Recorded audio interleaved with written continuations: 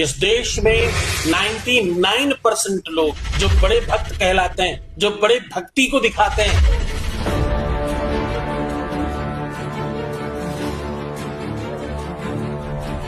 ये सब सकाम है। ये सब भक्त नहीं है, ये सब अधूरे भक्त हैं, सब सकामी हैं, सब स्वार्थी हैं और सब भगवान से सौदेबाजी करने जा रहे हैं। वैष्णो देवी में, वृंदावन में, अयोध्या में, काशी में, चार धाम में, 12 ज्योतिर्लिंग में क्या करने जा रहे हैं? कोई व्यापार, कोई नौकरी, कोई बच्चा, कोई शिक्षा, कोई ब्याह और कोई अपनी शांति और कोई मोक्ष मांगने जा रहा है। सब सकामी है, सब सकाम पूजा कर रहे हैं।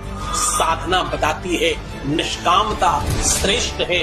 जब आपका दासत्व स्वीकार करने का भाव बने, जब आपको लगे कि मुझे कुछ चाहिए नहीं बदले, मैं अगर मांगू तुझे तो हरगिज न देना कुछ मुझे, वरना